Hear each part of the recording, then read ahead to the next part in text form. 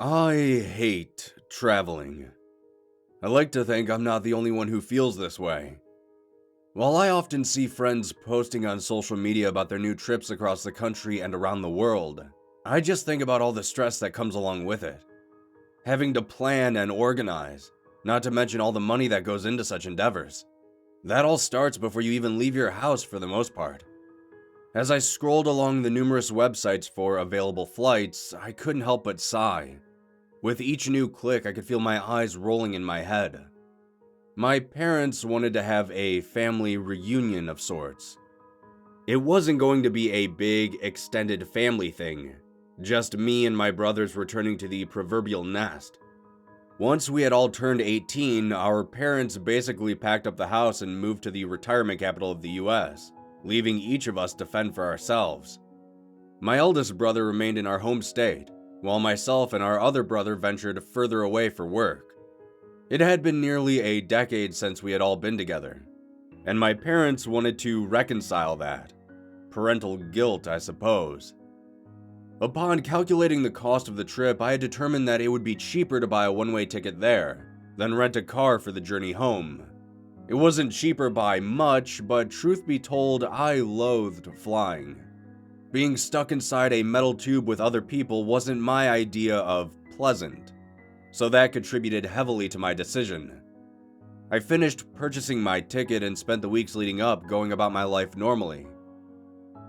The day had arrived, and I could already tell it was going to be a rough journey when the Uber I had ordered canceled halfway to me. I cursed at my phone before ordering a new one. The second driver arrived and I loaded my bags in the back. We pulled up to the airport around an hour later. Security this time was surprisingly painless, and my plane was on time. One by one, us passengers were ushered along like sardines. I found my seat, which was nestled perfectly between a rather large man who had a gallon of sweat building on his forehead and around the collar of his suit, and a woman who seemed to own more perfume than a Macy's department store. 3.5 hours later, I had landed at my destination. I peeled myself from the faux leather seat and exited the plane. I retrieved my luggage, which thankfully made the trip in one piece, and made my way to the car rental kiosk. After finalizing everything, I loaded up the car and drove the remaining 30 minutes to my parents' house. When I had arrived, my mother greeted me with open arms. Although I despised the journey, I did enjoy getting to see my family again. My brothers and I were only in town for a few days. We could only get so much time off from our respective jobs. Eventually, my brothers and I began to depart one by one. Our parents wished us all a safe journey as they made their way to the airport and I began my drive home. While driving was tedious, I enjoyed the peace and quiet that came along with it, watching the various landscapes drift past as I made my way from state to state. The sunlight was swiftly fading on the horizon, and I could feel my eyelids starting to sag. I figured it would be safe to find a motel for the night and continue my drive in the morning. My GPS provided no aid as the road seemingly continued on for miles in one direction. Though, as I looked towards the road, I noticed a sign stating that there was a turnoff for a town up ahead. I glanced back at my phone once more and noted that there was no indication of such a deviation. Not wanting to push my luck further, I turned off the main highway and onto the side road. As the lights from the highway dissipated in my rear view, I struggled to focus on the winding road in front of me. It seemed like I had been driving for nearly an hour before I started to see a faint light in the distance. I glanced at my GPS once more, trying to figure out where exactly I was, but according to my phone, I wasn't on the main road. Or any road for that matter. The road began to straighten out and I started to see vague shapes of buildings growing closer. It wasn't long until I entered the town. As I drove by the darkened houses, I kept my eyes peeled for any sign of a motel or at the very least a gas station. The longer I drove, the more I began to notice that all the houses seemed identical to each other, though with how dark it had become, I could have been mistaken. I was beginning to think driving out here was a bad idea. That was only confirmed shortly after when my vehicle began to sputter. A loud knocking sound emanated from under my car's hood and resonated throughout the interior. I slammed my hands upon the steering wheel, cursing the car, the rental place, and the trip in general. As soon as the last expletive left my mouth, the remaining life in my car extinguished. The car coasted along the road for a bit before eventually slowing down to a stop. I rubbed my tired eyes for a moment before retrieving my phone. I attempted to call a tow truck, but although I still had bars on my phone, the call never connected.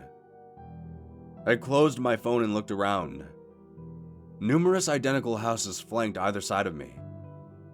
As much as I didn't want to, I'd have to rely on the kindness of strangers to help. I stepped out of the car and walked up to the first house nearest to me.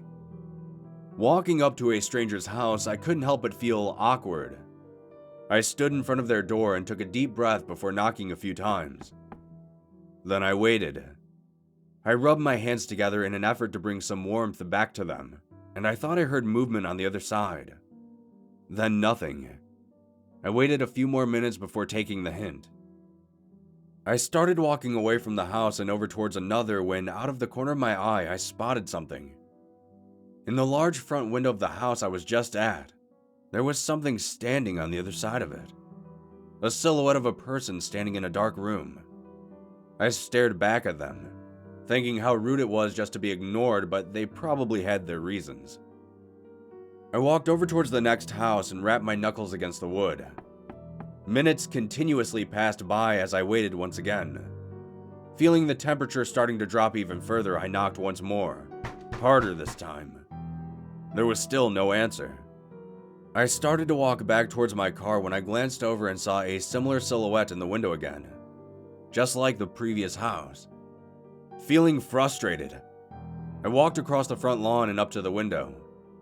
I called out to them asking if they could help me or at the very least call a tow truck or something. They didn't seem to react to me at all though. I stepped a bit closer to try and see who I was talking to, but there were no discernible features. Honestly, it looked like a cardboard cutout of a person standing there. I pointed to my car and shouted that my car had broken down.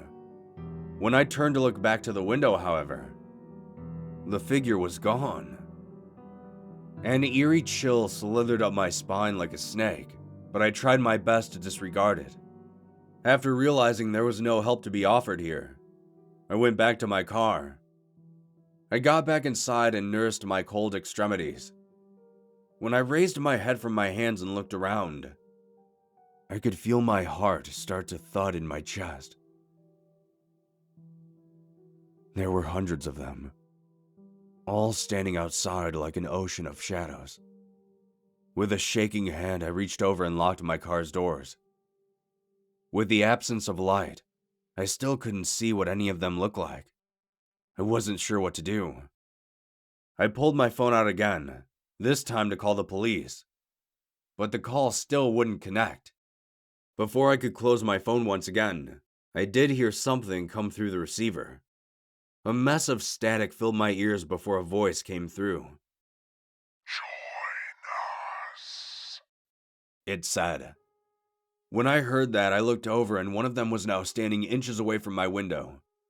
It raised two shadowy hands and pressed them against the glass. My heart was beating so loud by this point that I couldn't hear anything else around me. It pressed its face against the window, and in that moment, I could see what it actually looked like. Its skin was white and lifeless. Its eyes, hollow and empty. Its mouth was non-existent. The shadows around its face seemed to crackle and shift like TV static. I screamed and backed away to the passenger seat. I looked above me and there was another one looking down at me. Panic filled me as I looked around. They all seemed to be swarming over my car. My front and back windshields were covered with those identical faces. I shut my eyes tightly, praying, hoping, wishing they would all just go away. After a few minutes of nothing, I cracked open a single eye. There was a face right in front of me, looking into my eyes. A voice entered my head and repeated the same phrase I had heard through my phone. "Join us." When I heard that, I passed out. I don't know how long I was unconscious for, but when I finally came to, I instinctively screamed once again. I looked around and realized that those faces were no longer around my car. Upon sitting up, I made a startling realization. I was no longer in that town. I was in the middle of nowhere, on a random dirt road. I moved over to the driver's side and attempted to restart my car. With a few squeals of the ignition, my car's engine rumbled to life.